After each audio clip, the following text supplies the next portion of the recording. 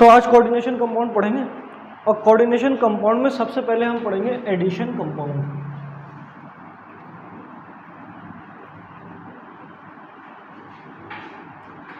Coordination compound mainly बनाते हैं D block के एलिमेंट, ट्रांजिशन एलिमेंट मेनली बनाते हैं।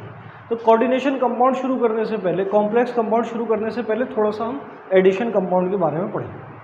देखो, एक तो होता है सिंपल कंपाउंड, कोई भी सिंपल कंपाउंड, NaCl है, MgCl2 है या कैल्शियम सल्फेट, कुछ भी ले लो, ये सब सिंपल कंपाउंड है। जब दो कंपाउंड या दो सॉल्ट डेफिनेट प्रोपोर्शन में आपस में कंबाइन हो जाए तो उसे हम बोलेंगे एडिशन कंपाउंड। जब कभी भी दो कंपाउंड किसी डेफिनेट प्रोपोर्शन में आपस में कंबाइन करके बनाए कंपाउंड, उसे हम बोलेंगे एडिशन कंपाउंड। तो लिखो, when two compounds combine together in a fixed proportion, किसी फिक्स्ड प्रोपोर्शन में, in a fixed proportion by mass,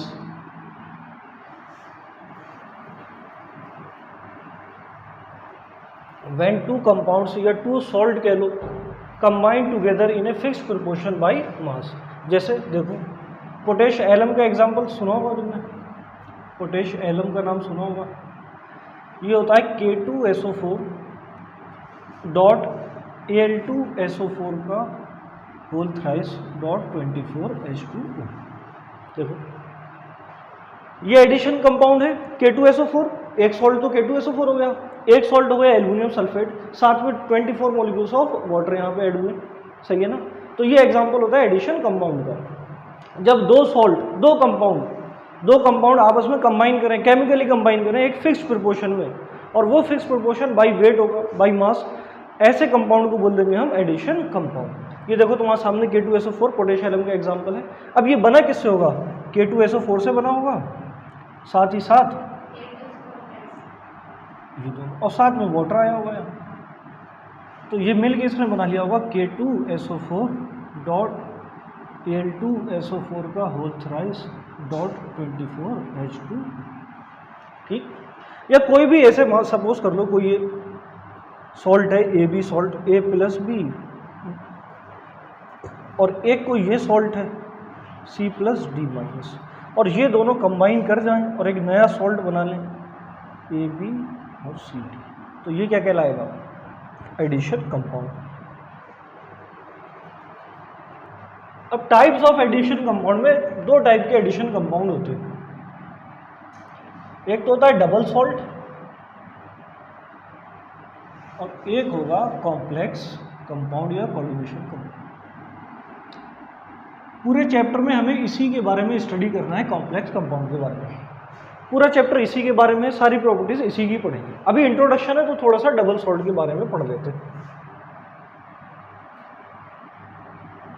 double salt addition compound का जो क्लासिफिकेशन होता है वो इनकी प्रॉपर्टीज के बेस पे होता है कि ये एक्वस सॉल्यूशन में किस तरीके की प्रॉपर्टी शो करेंगे। बात समझ में आ रही है? कि ये एक्वस सॉल्यूशन में जाने के बाद डिसोसिएट होंगे या नहीं होंगे, इसी बेस पे हम इनको क्लासीफाई करते हैं डबल सॉल्ट में और कॉम्प्लेक्स सॉल्ट में। तो डबल सॉल्ट वो होते हैं those compound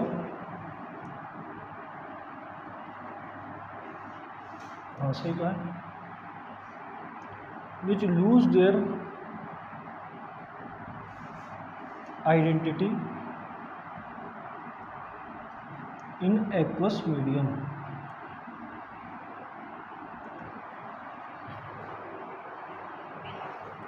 and gets completely ionized in water.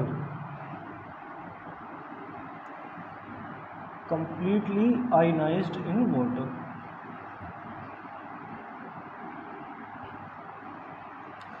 Double salt वो कंपाउंड होते हैं जो एक्वस मीडियम में जाने पर, यानी पानी में जाने पर अपनी आइडेंटिटी लूज कर देंगे, और अपने रिस्पेक्टिव आयंस में डिसोसिएट हो जाएंगे। पानी में जाने के बाद, एक्वस सॉल्यूशन में जाने के बाद कंप्लीटली आयनाइज हो जाएंगे, 100% आयनाइजेशन हो जाएगा। किसका? डबल सॉल्ट का। और जो कॉम्प्लेक्स कंपाउंड होते हैं, कॉम्प्लेक्स कंपाउंड, वो 100% आयनाइज नहीं होंगे। बात समझ में आ रही है?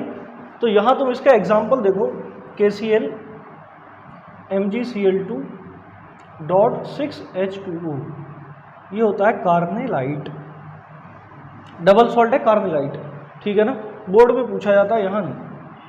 अब इसको जब तुम एक्वस मीडियम में डालोगे तो ये चेंज हो जाएगा K प्लस में, Cl माइनस में, Mg+2। देखो जैसे ही तुमने इसे एक्वस मीडियम में डाला इसकी आइडेंटिटी लॉस हो गई। अभी तक ये डबल सॉल्ट था, KCl MgCl2.6H2O था, कार्नेलाइट था, लेकिन पानी में डालने के बाद फौरन ये किस में चेंज हो गया, आयंस में। ये टूट गया, कंप्लीटली डिसोसिएट हो गया, कंप्लीटली डिसोसिएट हो गया अपने रेस्पेक्टिव आयंस में, K प्लस में, Cl माइनस में, Mg+2 में। बात समझ में आ रही है? तो ये कंप्लीटली डिसोसिएट हो गया, इसीलिए हम क्या बोल रहे हैं इसे डबल सॉल्ट। यही इसकी प्रॉपर्टी है डबल सॉल्ट की, यही डेफिनेशन है कि जो पानी में मिलाने के बाद कंप्लीटली डिसोसिएट हो जाए और अपने रिस्पेक्टिव आयंस में टूट जाए। और ये जितने भी इसके आयन है इनका टेस्ट देने लगेगा, ये जितने भी आयन है इनका टेस्ट देने लगेगा। जैसे सपोज करो यहाँ अगर तुम AgNO3 मिला दो तो ये चेंज हो जाएगा AgCl में और PPT बन जाएगा, ये बोलो AgCl का प्रेसिपिटेट बन जाएगा। तो ये जब एक्वस मीडियम में डालोगे तो ये अपने आयंस में टूटेगा और उन आयंस का ये अलग अलग टेस्ट देगा। इसमें अगला एग्जाम्पल है मोहर सॉल्ट का। मोहर सॉल्ट होता है फेरस अमोनियम सल्फेट।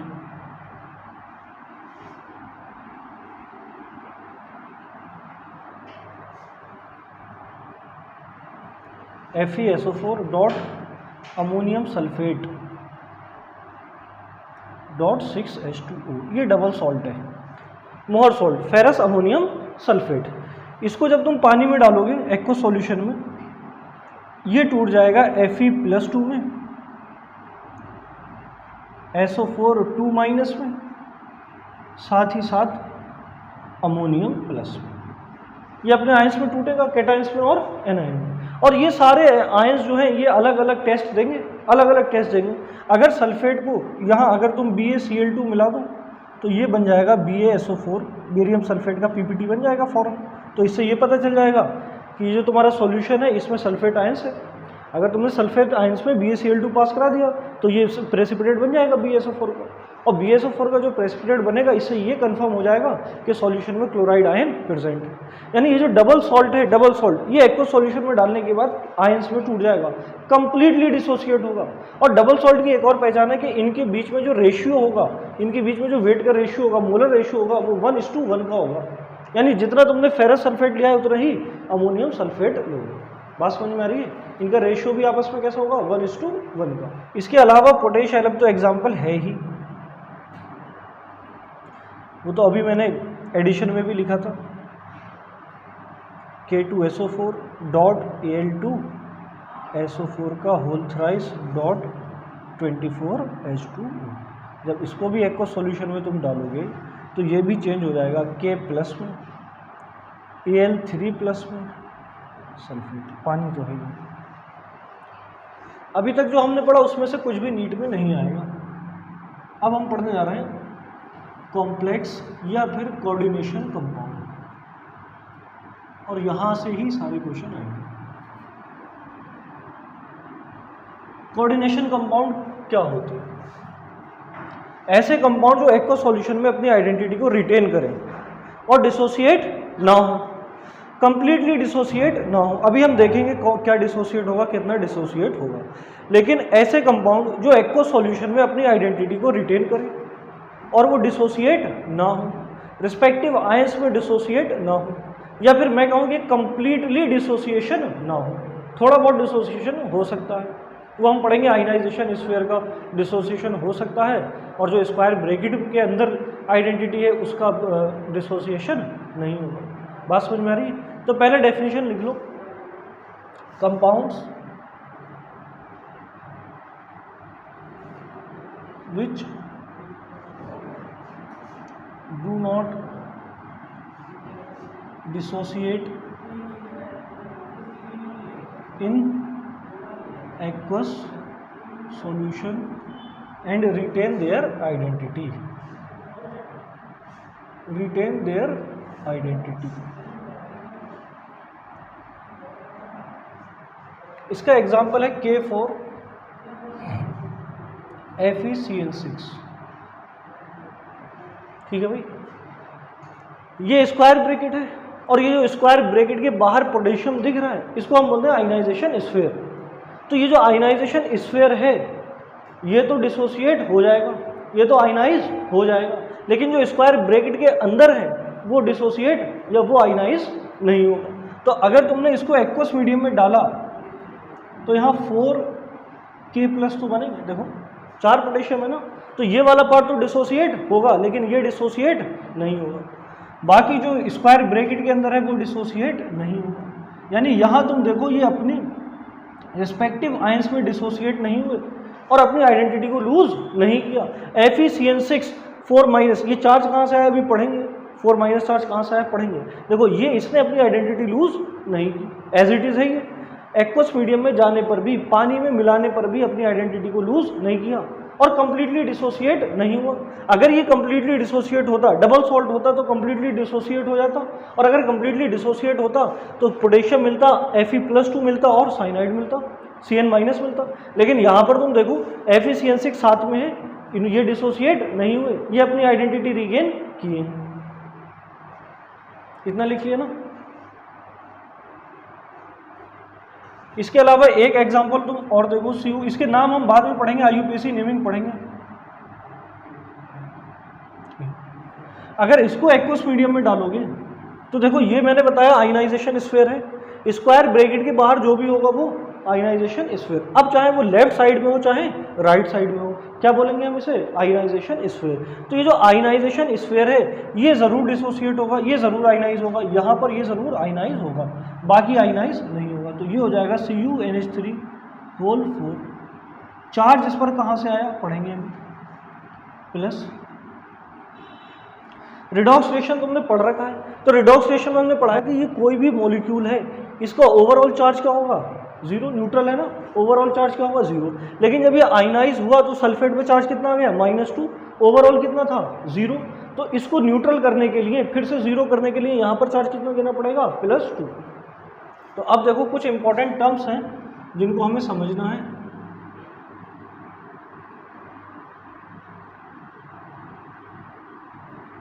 इनको हमें समझना है, यही आगे हेल्प करेंगे कोऑर्डिनेशन कंपाउंड सीखने में। तो सबसे पहले है कॉम्प्लेक्स आयन।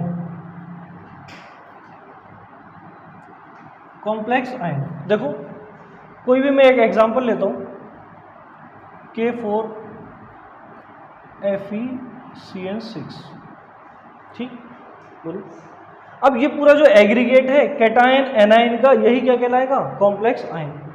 कैटायन एनायन का पूरा एग्रीगेट ही क्या कहलाएगा, कॉम्प्लेक्स आयन। ये पूरा क्या कहलाएगा, कॉम्प्लेक्स आयन, ठीक है भाई, बोलो।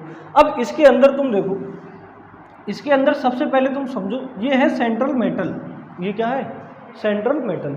अब ये जो प्रेजेंट होगा ये किसी ऑक्सीडेशन स्टेट में प्रेजेंट होगा, किसी ना किसी ऑक्सीडेशन नंबर में प्रेजेंट होगा most of the time.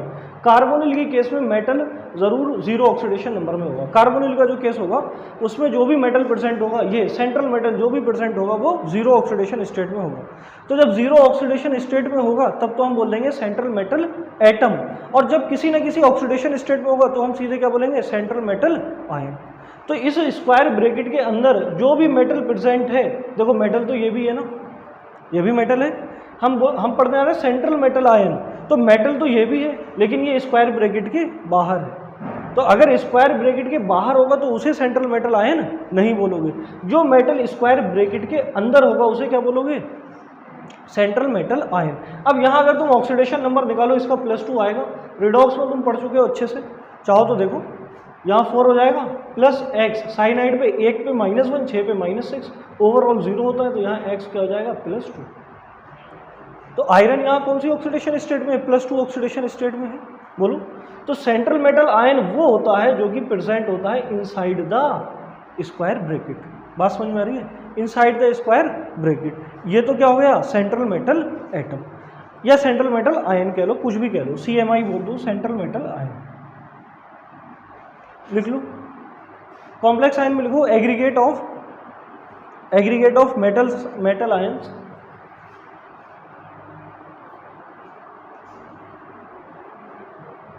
Aggregate of metal ion with cation anion और न्यूट्रल मॉलिक्यूल।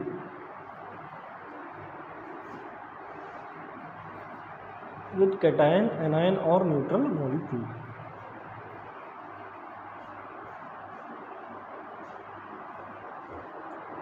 ठीक, इसके बाद सेंट्रल मेटल आयन में लिख लो metal present inside the square bracket. और यही पूरा क्या है, कॉम्प्लेक्स आयन। तो ऐसे लिख लो metal present inside the complex ion, उसी को हम क्या बोलेंगे, metal present inside the complex ion is called central metal ion.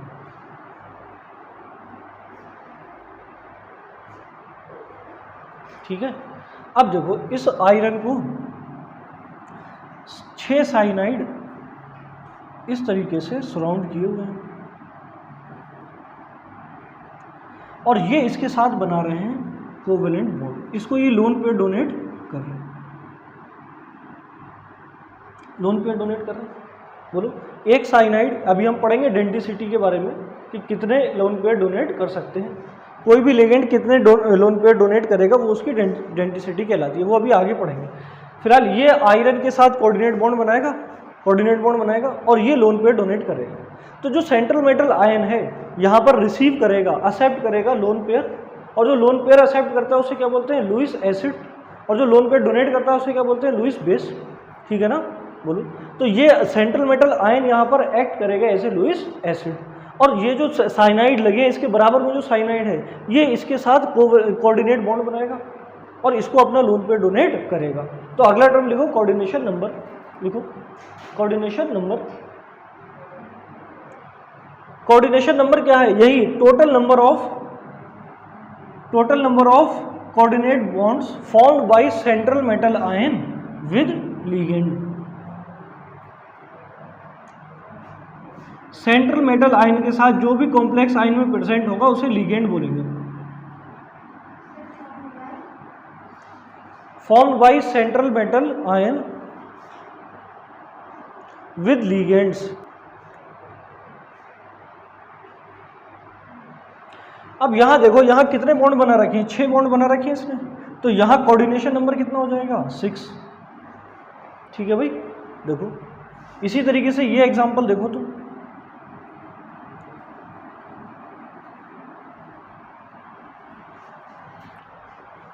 इस कोबाल्ट से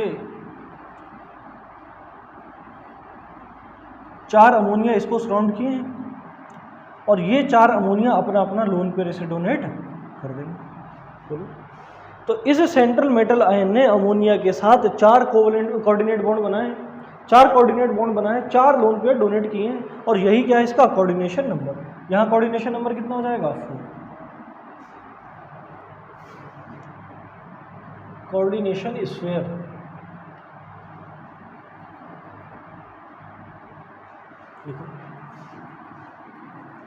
द सेंट्रल मेटल एटम या ion and ligands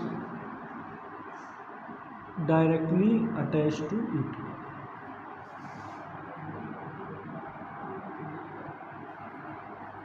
directly attached to it, central metal atom and ligand directly attached to it.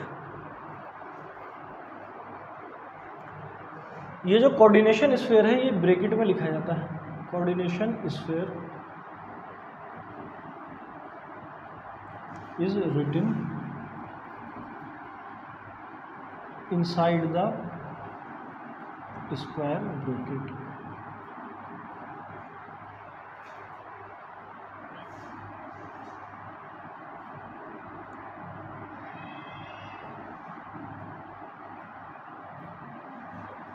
ये पूरा क्या है, coordination sphere. Central metal atom और साथ में जो इसके लिगेंड्स हैं, साथ में जो लिगेंड्स लगे, ये पूरा क्या बनाएगा, सेंट्रल मेटल एटम। इसके आउटसाइड चाहे लेफ्ट हो चाहे राइट हो जो प्रेजेंट होता है उसे बोलते हैं आयनाइजेशन स्फीयर। आयनाइजेशन स्फीयर, और इसी को दूसरा नाम होता है काउंटर आयन। देखो जब इसको पानी में डालोगे तुम तो ये चेंज हो जाएगा 4K प्लस में और FeCN6 4 माइनस में। यहाँ जो -4 चार्ज आया है वो +4 पोटेशियम की वजह से आया है। बात समझ में आ रही है? क्योंकि अभी तो इसका ओवरऑल 0 चार्ज होगा इस पर, न्यूट्रल होगा, ये कंपाउंड ओवरऑल न्यूट्रल होगा। जब पानी में डालोगे तो ये तो 4K+ में चेंज हो जाएगा। तो इसको बैलेंस करने के लिए, चार्ज को न्यूट्रलाइज करने के लिए यहाँ 4- चार्ज आ जाएगा। अरे 4- आ जाएगा, यहाँ 4+ कर दोगे तो 0 हो जाएगा, और 4+ पहले से जुड़ा था, इसके पास पहले से ही जुड़ा था, तो ये 0 था। अब जब यहाँ से 4+ चला गया तो इस पूरे पे क्या आ जाएगा, 4-। तो इसने क्या किया, इस आयन ने क्या किया, इसके काउंटर कर दिया, इसीलिए इसका दूसरा नाम क्या है, काउंटर आयन। ठीक, ये जो है ये लिगेंड कहलाएगा, ये सेंट्रल मेटल एटम कहलाएगा।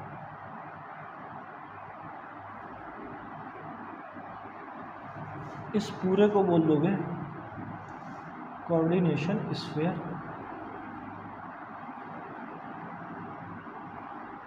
और ये हो जाएगा कोऑर्डिनेशन नंबर।